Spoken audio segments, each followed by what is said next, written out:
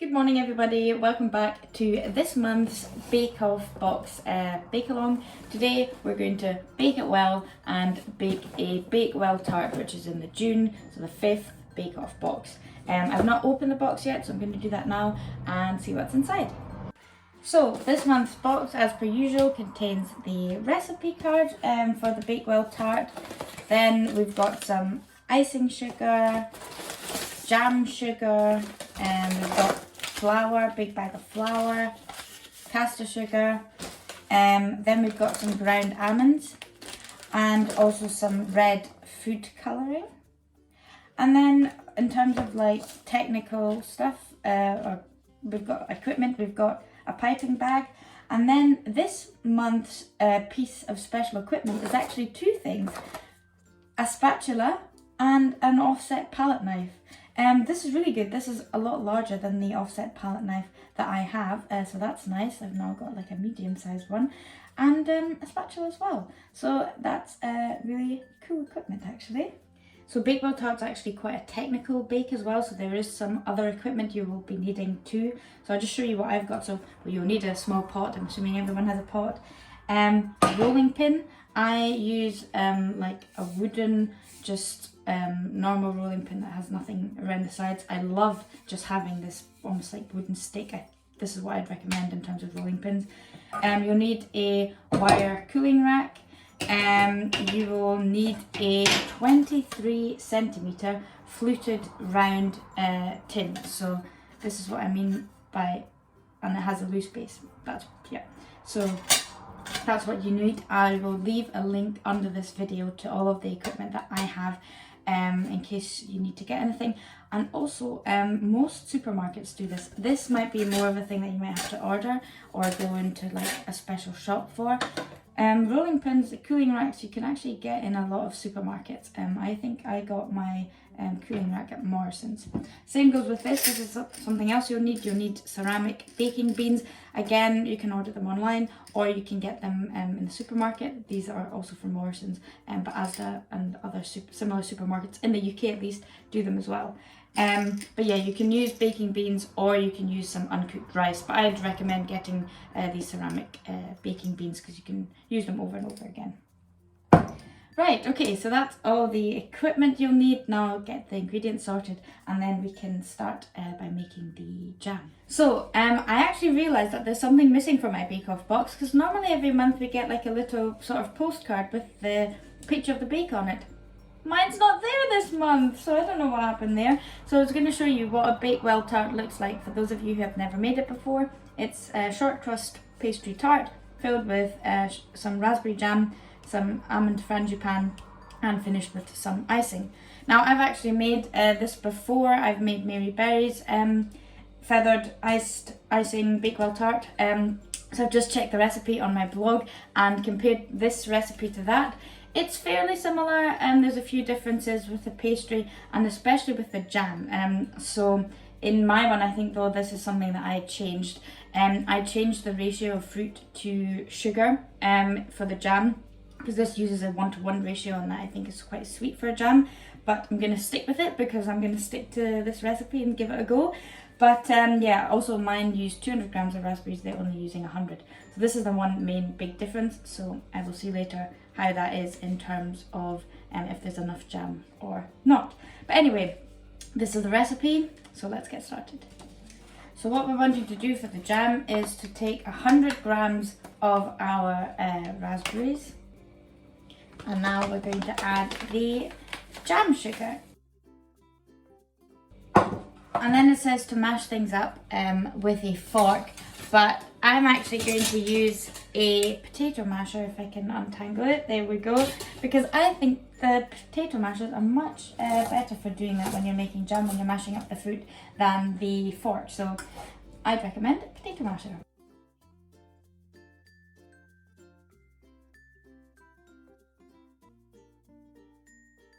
So now what we're going to do, we're going to transfer this pot to the heat, first a medium heat to dissolve the sugar, then crank it up a wee bit and boil the jam for 3 to 4 minutes until thick.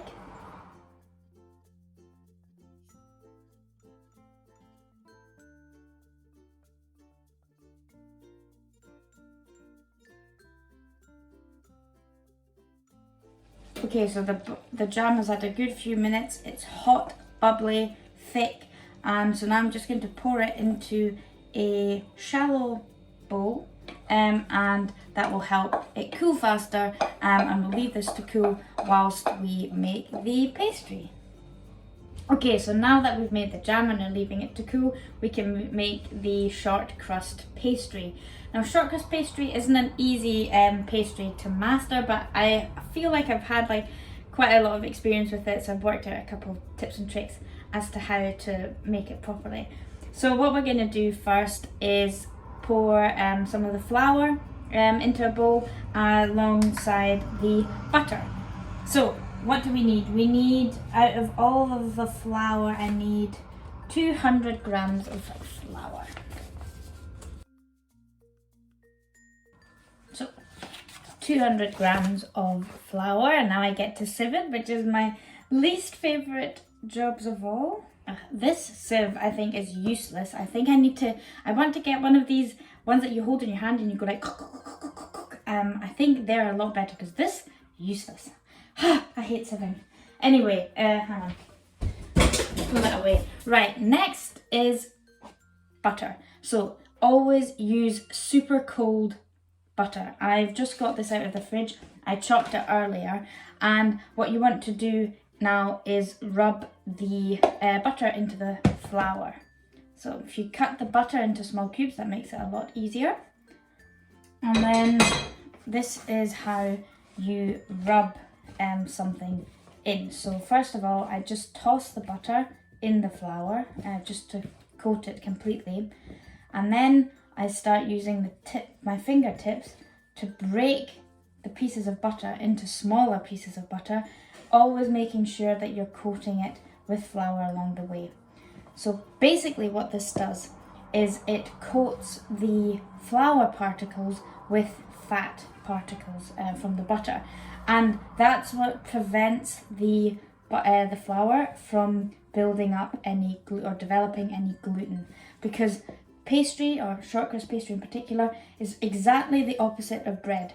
Whereas in bread you want to build up the gluten, you want there to be this strandy and stretchy dough. With flaky pastry, that's exactly what you don't want. And to do that, you need to make sure that the butter is well rubbed into the flour, so that the flour does not touch one of other particles, and also it's protected from water as well.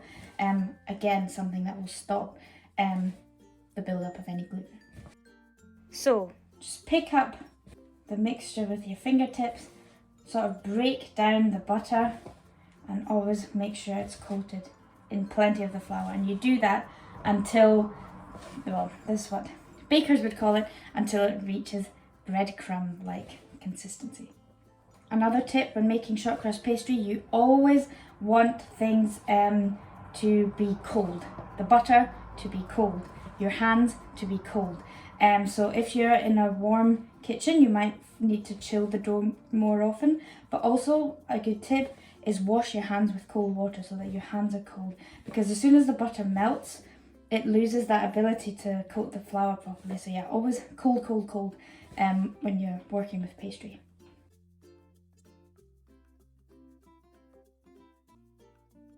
So that's it. Now we have reached our breadcrumb-like consistency. Now we can add the icing sugar and the egg. So now we're going to weigh in 40 grams of the icing sugar, and then just give that a quick mix in to combine. And now we are going to crack in 1 egg.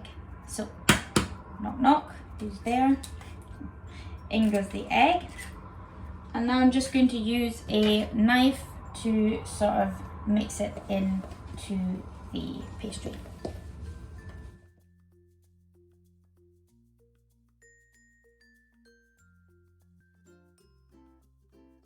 Okay, so now I'm going to get my hands in and sort of try and work the pastry together a little bit and see, if it's too dry or if it's just the right consistency. If it's too dry, I will start adding a tiny little bit of water, again cold water, and a tiny bit at a time, just until the pastry comes together. But actually, I think this already looks pretty good. I don't think I'll be needing any water. Right, and that's it. I don't think it needs any water. And now you have to be very careful. Bring it together into a bowl, but don't overwork it. Never, never, never overwork short crust pastry. So yeah, I'm now going to turn this onto a lightly floured surface and roll it out to line the tart tin. So I'm going to lightly dust my surface and rolling pin with flour. Again, another tip for making pastry: always dust the surface and the rolling pin, never dust the pastry, because you don't want to add too much extra flour, because otherwise it'll just become dry and crumbly. So the Bake-Off box tells you to line your tart tin a certain way, a way that many of you will probably have seen, where you roll out the pastry and then into like a long big circle, and then you roll it around your rolling pin and then sort of lift it into the tin. I've tried that. Every time I do it, it rips, and I have to do it again and again. You know, you don't want to overwork pastry, so then having to roll it out again is a big no-no. You want to avoid having to roll it out twice. So instead, I'm going to show you my way of lining a pastry tin. So we're going to start out by pushing the pastry down into like a large disc, turning it once halfway so that it's roughly already a circle, kind of flattened. And now what I'm going to do is I'm going to take the base of my tin and put the pastry on top of that already.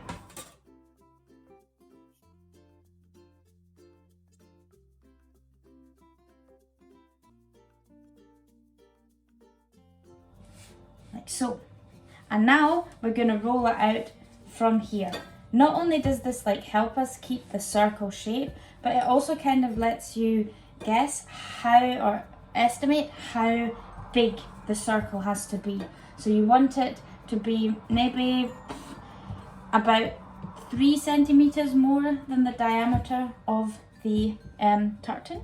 So yeah, I think having the tart tin base underneath it really helps you figure that out.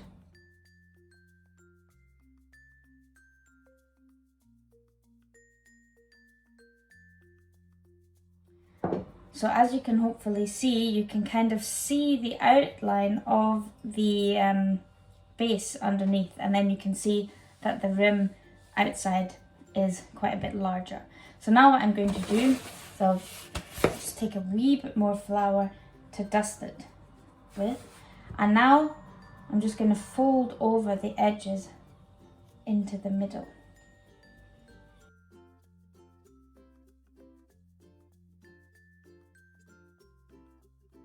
And now what we can do is we can simply lift and place it into the tart tin. And then you just do the reverse. You unfold it again over the edges. Ta-da! No rippage. So now what we're going to do is I'm just going to tear off a tiny bit of the excess pastry from the side, scrunch that into a ball, and use that to gently press the pastry into the sides of the tin, because you want to make sure it gets into all those sides around the fluted edge so that you actually get that nice effect.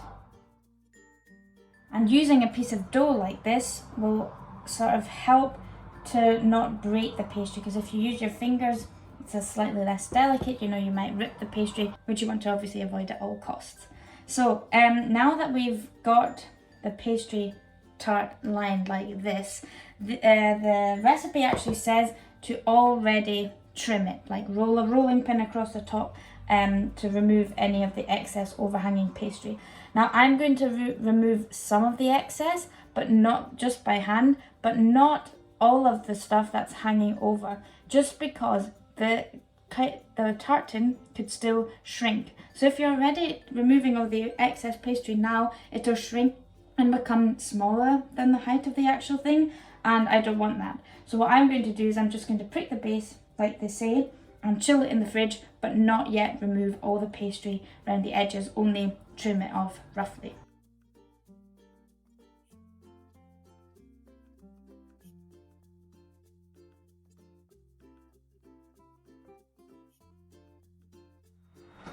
So you'll end up with this perfectly lined tin, which does still have a bit of overhang around the sides, but that's fine, you can get rid of that later.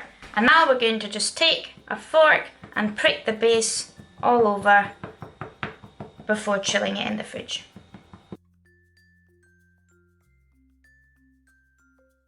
So now I've just put the pastry case into the fridge to harden again, or like so that the butter can harden again for 20 minutes. In the meantime, I'm going to preheat the oven to 190 degrees and tidy up a bit. It's actually quite a bit of excess pastry, so I'm wondering if I should maybe make like a mini pastry tart case and then use that to fill something. Waste not, want not, you know, like this is quite a bit of pastry to get rid of. Maybe I do that.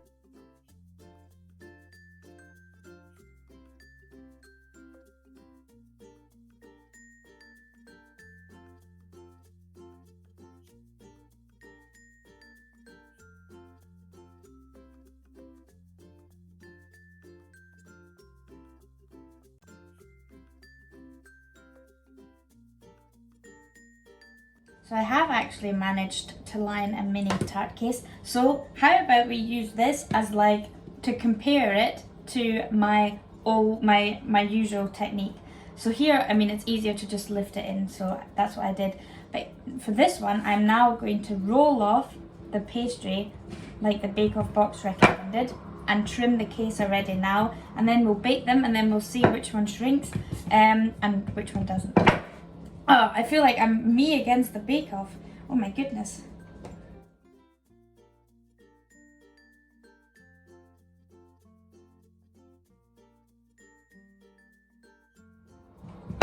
Right, prick the base.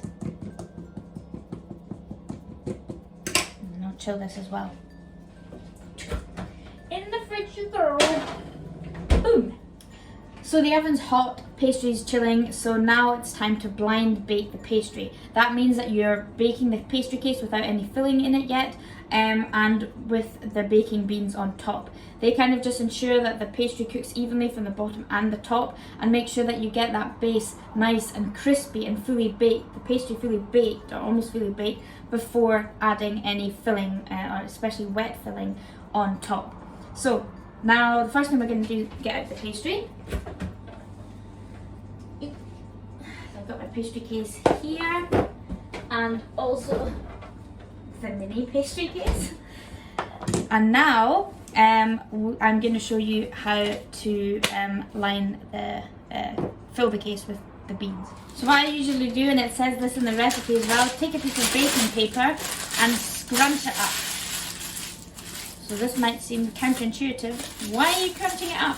But basically, once you then unscrunch it, you can use that to line the pastry case and it fits in better. So I'm just going to do that.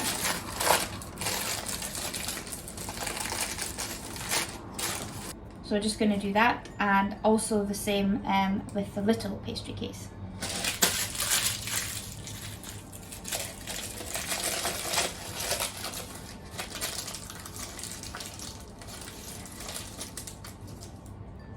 And now you want to take your baking beans and pour them into the case and spread them out in an even-ish layer.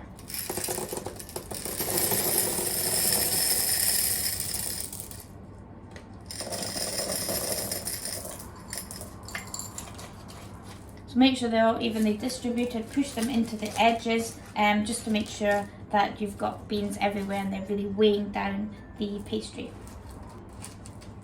And now what we're going to do is we're going to bake this for 15 minutes at 190 degrees. I'm going to keep a close eye on it because, as you might have noticed from the change of scenery, I've moved flat and I have a new oven and I think it's hotter than the one that I used to have. So I'm going to be a bit careful and hope that I manage to get my baking times and temperatures okay. So we're going to blind bake that now for 15 minutes. And what I probably should have said, just keep the pastry overhang for now. Don't worry about it. We will get rid of the overhang after it's had its first 15 minutes and we've removed the baking beans.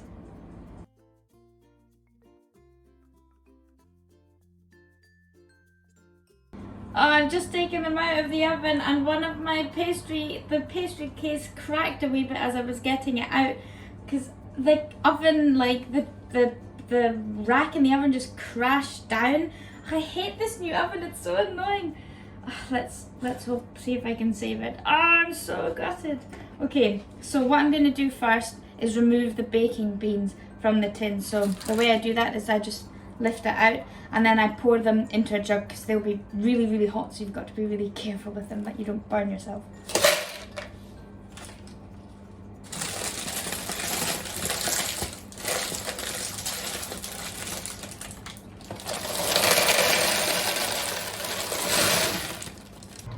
So yeah, you can see here in the corner where the pastry broke. Oh, I'm absolutely gutted. It was looking so good. Well, nothing you can do about it. So I have at least proved my point ever so slightly, in the sense that in the small pastry case, it has shrunk ever so slightly down, and it might even a bit more. But not as much as I wanted to. You know when you want to prove a point and it doesn't work? Anyway, so now I'm going to take a sharp knife and run it along the top edge of this larger pastry tin to trim the sides of the tin before returning it to the oven for another 5 minutes.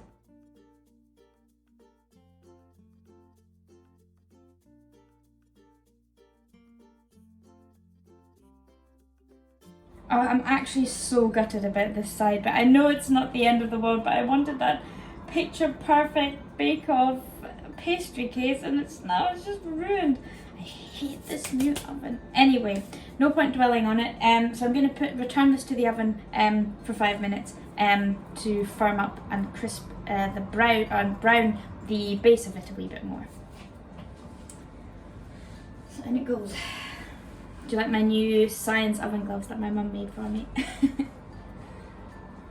So while the pastry is having its last couple of minutes in the oven, we are going to prepare the frangipane filling. So frangipane filling is a mixture of like creamed butter and sugar with ground almonds and some egg, and also some almond extract. So I'm going to use a teaspoon of almond extract in it, like the recipe says, but they do say it's optional, because almond extract does taste quite strong, and it will give the tart quite a sort of marzipan-y flavour, because frangipane is also a bit like marzipan.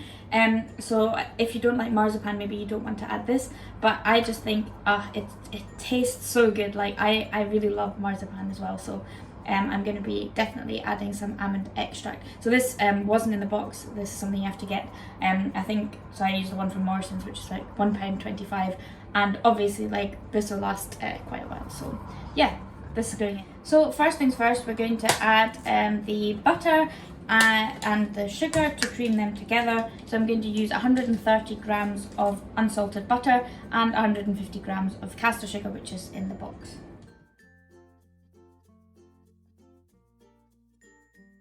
And now we just cream the butter and the sugar together, and we're going to beat it with, well, I was going to use my spatula, but maybe I actually use a wooden spoon. And you can always use an electric hand mixer. I can't be bothered getting mine out now. So I'm going to brave it and use my muscles in my arms. But yeah, short disclaimer, I did have my COVID vaccine the other day. So my arm's a bit sore. Anyway, I can do this.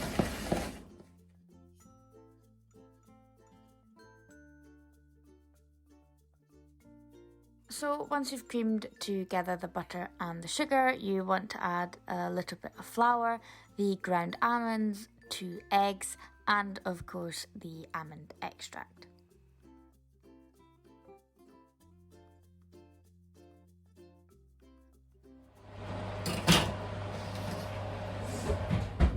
Okay, so that's the tart out.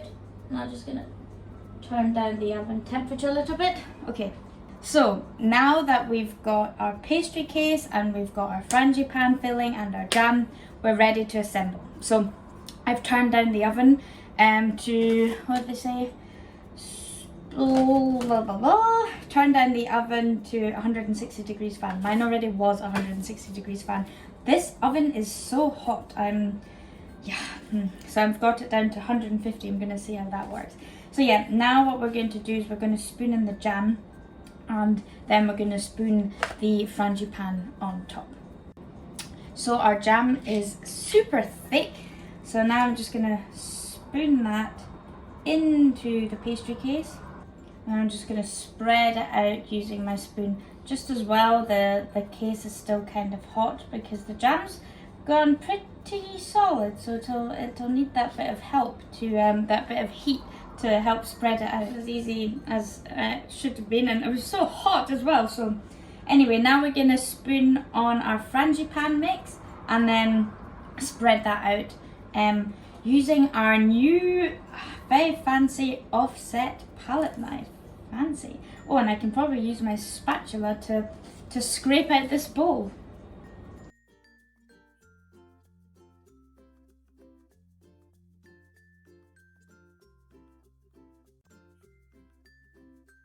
So yeah, I can touch it again. This is the tart filled with the frangipane mix. I'm now ready to bake that for another 30 to 35 minutes. And I think this small one, I've got some lemon curd in the fridge, so I'm going to fill that with lemon curd. Not entirely sure that's the right way to do it, but I'll make a little tarte au citron situation. And yeah, then, like I said, bake it again for 30 to 35 minutes. So the tart's baked, it's been cooling for about an hour, so it's cold enough, I think, now to ice. So to make the icing, I'm going to just pour the icing sugar into a bowl and add a little bit more almond extract and some water to make a thick and spreadable icing. And then once the icing is nice and thick, you want to take 2 tablespoons out and colour it with the red food colouring before adding it to the piping bag. And I find it easiest to put the piping bag in a glass, which helps you fill it.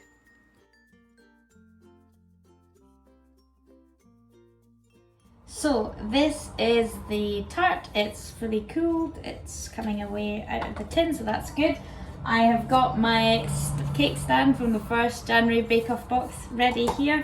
So I'm going to transfer this on top and then we can ice the Bakewell Tart. So now it's on the thing, I'm going to now spoon the icing on top and spread it out with my brand new Bake Off palette knife.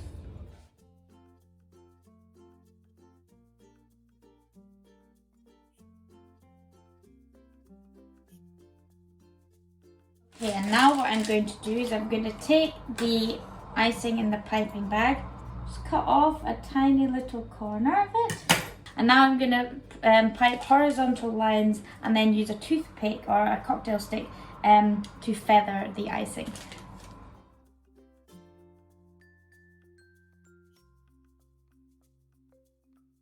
And that's it! Ta-da! My Bake Off box Bakewell Tart. I'll hold on to it and I can lift it up for you. There we go, that's the finished product. Oh, if you're interested, by the way, this is the little lemon tart that I've made. So I just dusted it with some icing sugar. Look at this. Ah, perfect! No soggy bottom. Mary Berry would be impressed. Speaking of Mary Berry, I've got Mary Berry coming to tea this afternoon, aka my friend Connie from the Baking Society. So she definitely knows what she's talking about. So I'm very nervous to see what she thinks of my Bakewell Tart. So yeah, I will see you later with Connie.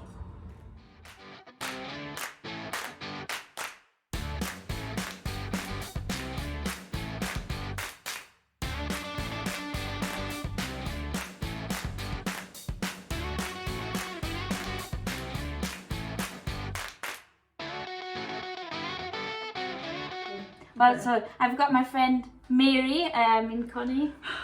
Miss Berry. Miss Berry to try the cake. So yeah, if you have that, I'll just cut another piece. Give it a try. Thank you. So yeah, this is the equipment I got this month, and these are the thingies. Are you impressed by it? You know what? I would have thought you would have got a tart tin. But have you already got a tart tin? Yes, and I actually was happy. Oops, I missed a bit. I was actually happy that I didn't get a tart tin because yeah, I have one, and that happened last month. I already had a loaf tin. But you haven't had a tart tin that came with the box. No. So people would have to, but then people might not have this stuff either. But that's cheaper than a tart tin. That's like, But- you can get that combo for a tenner. Yeah, I don't know. I think for the you, it's equipment- helpful. The equipment, it always depends. Like, I think if you're a complete beginner to baking, you want other things than you do if you're like more like me and who has like a whole bloody wardrobe. Pantry. Wardrobe full of baking stuff. But anyway, okay. So Mary, this is the Bakewell Tart it was meant to be like. Do you think I did okay? It honestly looks lovely. Oh, let's check. Do you have a soggy bottom? Oh. Have a... Ooh. What did this Paul Hollywood always does the... He always scrolls. It's like, I think we're good for the soggy bottom. I think we're fine there. Okay. Okay. Right. Just gonna get the tip. We'll have to see if it's too sweet. I think it might be a bit sweet.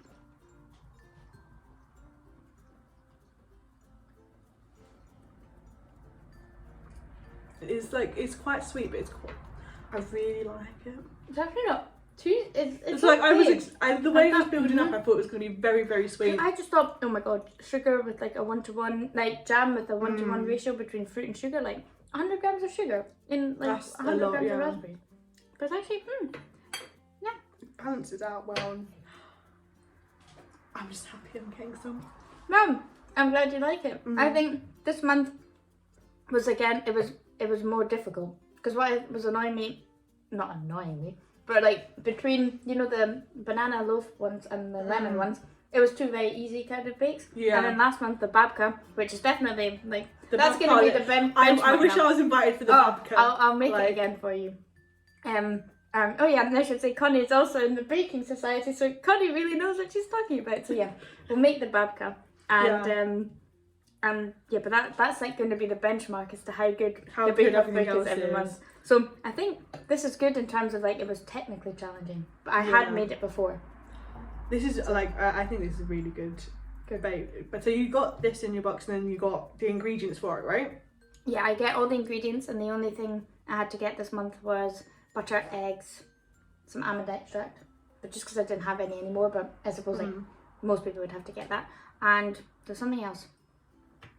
Almond extract. Oh, the raspberry. Yeah, 4 things it was. Yeah, so not too bad. And then you get these really good instructions, like they're really nice. That's eh? really lovely. Picture by picture. And then yeah, you get your equipment. So yeah. That's pretty good. So Like- you're gonna get a Bake Off box for your birthday as well? I'll bring your I'll birthday. see. You need to wait another year. I'll see. I'll have a look at the rest of the. Have you got it for the rest of the year? Or is it just? Yeah, or like for at least the next couple of months. Okay. Well, I'll see what boxes you get, and maybe I'll have a think. But I really would have thought you would have got the tin. I feel like it Well, seems maybe like next such an time. obvious. Maybe next time. I don't know. I'm hoping you get a tart tin, because at least I get one. You can always give one I'll away. give you my spare one. Okay, fine. Right. Okay. Well, we'll just enjoy our cake. Yeah. The tea, but yeah. See you next time. Maybe you can come next month as well for a taste test. I would always love to be As the invited. coronavirus restrictions decrease, we'll have more and more people. At the end, we'll have a crowd, right? Bye. Bye. I forgot to just say when Connie was still here. So, well, first of all, if you want to have another look at what it looks like so we obviously didn't eat all of that. I gave her some. Don't worry, we didn't eat half of the tart already. But I wanted to show what happened to the lemon thing. So, I mean, the pastry bottom, oops, a daisy, like I said, was pretty nice. And yeah, I literally just filled it with some lemon curd, baked it for 15 minutes, and then dusted the top with icing sugar. And I have to say, it's actually not bad at all. So if you're making this and you've got leftover shortcrust pastry, make a pastry case and maybe try filling it with lemon curd. You could fill it with jam to make like a jam tart. So yeah, there's loads of options. Don't bin the pastry. Waste not, want not, hey? So yeah, anyway, this month's Bake Off box was good. I think it was technically challenging. Unfortunately, I had made this recipe before, but that's not their fault. And yeah, I really enjoyed it. I like my equipment. I really like my offset palette knife. As Connie said, yeah, maybe strange that there was no tart tin, but I have a tart tin, so I'm happy, and this really is really good. So yeah, anyway, another month done. This month's box was really late. It's actually already the 27th of June. So yeah, I'm sure the next one will hopefully be coming very shortly. So yeah, see you soon. Bye.